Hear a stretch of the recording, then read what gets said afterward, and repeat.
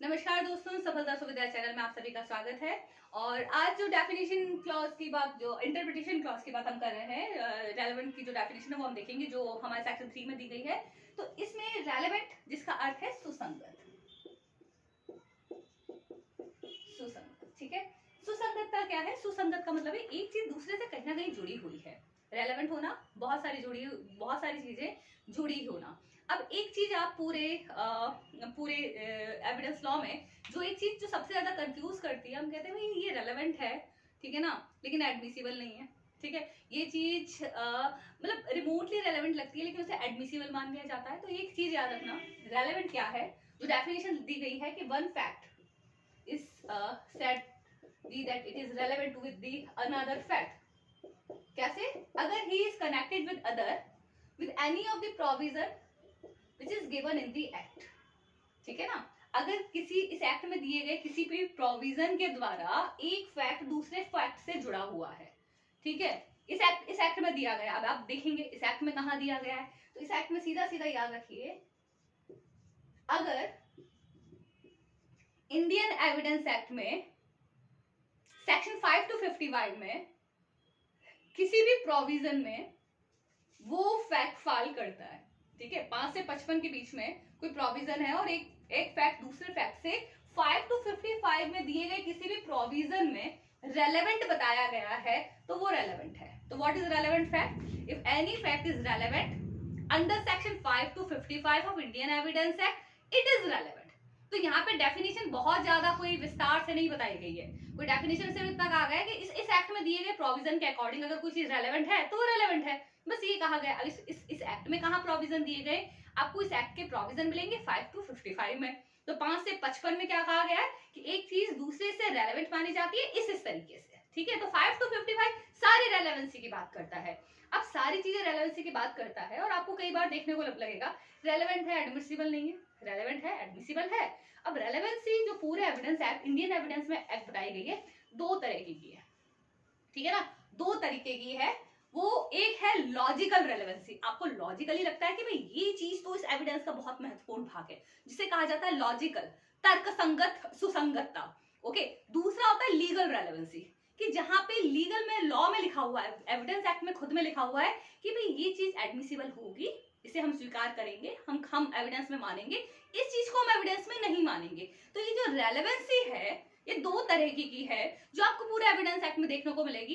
एक है लॉजिकल, जिसे आप नहीं माना जा सकता, हो सकता है माने ना माने, और दूसरा है लीगल। तो कोर्ट में जो चीज रेलेवेंट है और लीगली रेलेवेंट है उसे स्वीकार किया जाता है। तो हम अपने आगे की कक्षाओं में पढ़ेंगे कि कौन सी चीज लीगली रेलेवेंट है और कौन सी लॉजिकली रेलेवेंट है। तो लॉजिकल रेलेवेंट चीजों को कोर्ट नहीं मानता। आपको एक एग्जांपल से मैं समझाना चाहूंगी, ठीक है ना, कि अगर कोई व्यक्ति कन्फेस करता है, ठीक है, कन्फेशन, मैंने ए से कहा कि भाई हाँ भाई मैंने मर्डर किया, मैंने कन्फेस कर लिया, ए से कन्फेस किया है, ठीक है ना। तो ये चीज क्या रेलेवेंट है, ठीक है, इस मैटर से जुड़ी हुई है, लेकिन कोर्ट नहीं मानेगा। कोर्ट कब मानेगा? कोर्ट में मजिस्ट्रेट के सामने अगर मैंने कन्फेस किया, उसकी वैल्यू ऑब्वियसली ज्यादा होगी। तो बहुत सारी चीजें हैं। तो यहाँ पर ये लॉजिकल रेलेवेंसी है, और मजिस्ट्रेट के सामने जैसे ही मैंने किसी अपराध को कन्फेस किया, ये लीगल रेलेवेंसी है। तो ये चीज आप समझ के चलिएगा कि रेलेवेंसी का जो संबंध है, ये सुसंगतता का जो संबंध है, वो किससे है? लॉ से है। लॉ में कहां से? 5 से 55 सारे सेक्शन सिर्फ रेलेवेंसी की बात कर रहे हैं, जिन्हें हम आने वाली क्लासेस में डिटेल में पढ़ेंगे। अब जो सेकंड डेफिनेशन है वो है फैक्ट इन इशू की। अगली परिभाषा जो interpretation clause section 3 of Indian evidence act में दी गई है, वो है हमारी फैक्ट इन इशू। अब फैक्ट इन इशू विवाद्य तथ्य से कहा जाता है, ठीक है, मतलब जिन बिंदुओं पर विवाद है। ये विवाद कहां पर होगा? ये विवाद हमेशा होगा किसी सूट या प्रोसीडिंग में। तो जब इसकी परिभाषा याद की जाएगी, अभी सीधा सिंपल से मानिए ये डिस्प्यूटेड फैक्ट्स है, ठीक है। अगर प्रश्न ये ए ने बी का मर्डर किया, कोर्ट को अब आंसर क्या ढूंढना है पूरे मामले में, किन पर एविडेंस लेना है कि क्या ए ने बी का मर्डर किया? ये विवाद्य तथ्य है।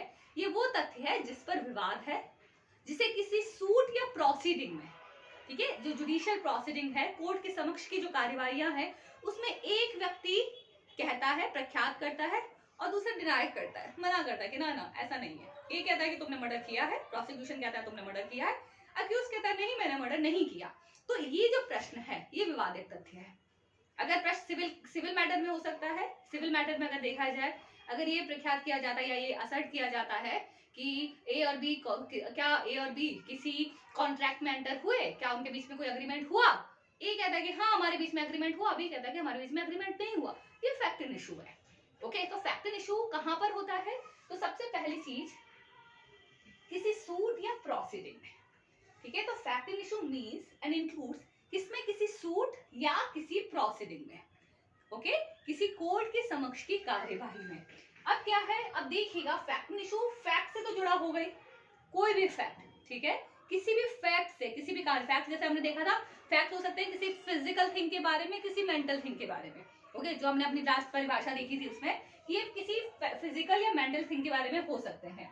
सो इंडियन एविडेंस एक्ट में कहा है कि इन ईदर बाय इटसेल्फ, ठीक है, तो एनी फैक्ट अपने आप से ही, ठीक है ना, अपने आप से ही या दूसरे फैक्ट के साथ मिलकर, तो ऐसी कोई बात जो अपने आप में कोई फैक्ट का पार्ट है या किसी दूसरे फैक्ट के साथ मिलकर उसे शो करती है, क्या क्या शो करती है, क्या बताती है, एग्जिस्टेंस, कि भाई ये चीज एग्जिस्ट करती है, ओके, नॉन एग्जिस्टेंस या कि ये चीज एग्जिस्ट नहीं करती, या किसी चीज की प्रकृति कि भाई ये इस नेचर का था, या एक्सटेंट, एक्सटेंट मतलब विस्तार, ओके, तो एनी फैक्ट, ठीक है, ईदर बाय इटसेल्फ जो अपने आप से या दूसरे तथ्यों के साथ मिलकर, ठीक है, क्या करता है, किसी फैक्ट का एग्जिस्टेंस, नॉन एग्जिस्टेंस, नेचर और एक्सटेंस किसका, मतलब किसका, किसी राइट का, लायबिलिटी का, डिसेबिलिटी का, मतलब ये राइट एग्जिस्ट करता है या ये राइट एग्जिस्ट नहीं करता, या इस राइट का नेचर इस प्रकार का है,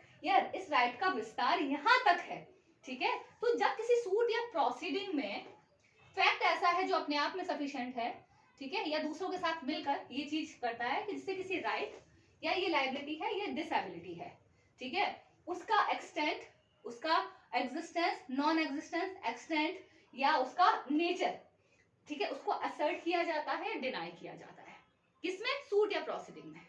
तो ये चीज इसमें नेसेसरीली आती है फैक्ट इन इशू में, ठीक है। A is wife of B and that's why she is entitled to get maintenance under 125 of CRPC, ठीक है। ओके, हस्बैंड कहता है कि हस्बैंड वो कहता है या तो ये कहता है कि भाई I am not having sufficient means of income, how I can maintain x, ठीक है, या वो ये भी कह सकता है कि she is not my wife, she is not having any right under section 125। तो यहाँ पे क्या देखा जाएगा, ये राइट एग्जिस्ट करता है या नहीं करता है, ठीक है, कि एज अ वाइफ है ना, कि ये राइट, ठीक है, ये जो राइट है इस केस में ये राइट एग्जिस्ट करता है। तो हम यहाँ पर प्रश्न होगा कि क्या ए बी की वाइफ है, क्या ये राइट एग्जिस्ट करता है, ठीक है, क्या ए ने बी का मर्डर किया, तो फैक्ट इन इशू क्या हो जाए, क्या ए ने बी का मर्डर किया, ठीक है, यहाँ पर लायबिलिटी इंपोज की जा रही है, क्या at the time of committing that offence, committing murder, he was of unsound mind, क्या वो अनसाउंड माइंड था, क्या डिसेबल था, क्या उसका मामला एक्सेप्शन में आएगा। तो वो प्रश्न जिनका उत्तर कोर्ट खोजता है, जिस पर विवाद है, जिसको एक पार्टी असर्ट कर रही है, दूसरी पार्टी डिनाई कर रही है, ठीक है, चाहे वो सिविल मैटर हो या क्रिमिनल मैटर हो, वो क्या कहलाता है, वो कहलाता है आपका fact in issue, and it is the most important thing. Okay, तो फैक्ट इन इशू क्या है, फैक्ट इन इशू में देखा जाता है कि वो बिंदु किससे, फैक्ट से जुड़े हुए, ठीक है, जो किसी राइट, किसी लायबिलिटी या किसी डिसेबिलिटी के एग्जिस्टेंस, नॉन एग्जिस्टेंस, नेचर या एक्सटेंट पर विवाद के रूप में कोर्ट में प्रेजेंट हैं, किसमें, कोर्ट में, मतलब किसमें, सूट में या किसी प्रोसीडिंग में, वो फैक्ट इन इशू है। तो फैक्ट इन इशू को आपको हमेशा कई टुकड़ों में बांट कर कि किसी सूट या प्रोसीडिंग में जिस फैक्ट को असर्ट या डिनाई किया जाता है, सिंपलेस्ट डेफिनेशन, किसी सूट या प्रोसीडिंग में जब किसी फैक्ट को असर्ट या डिनाई किया जाता है, ठीक है, वो फैक्ट इन इशू है। एक पार्टी कहती है एग्जिस्ट होता है, दूसरी कहती है नहीं होता, एक असर्ट कर रही है, दूसरी डिनाई करती है। तो जहां पे असर्शन और डिनायल है वो फैक्ट इन इशू की परिभाषा में आता है। तो ये परिभाषा जो सेक्शन 3 में दी गई है। तो अगली क्लासेस में हम इनके डिफरेंसेस के साथ मिलते हैं आपसे। बने रहिए हमारे साथ सफलता सुविधा में। नमस्कार।